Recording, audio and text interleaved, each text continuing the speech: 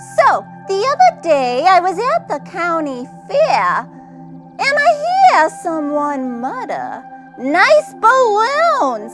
Ha! So I look and I see all these people watching some clown on stage making music with a bunch of balloons.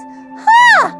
So I went to my library and I asked the librarian, "What's balloon music?"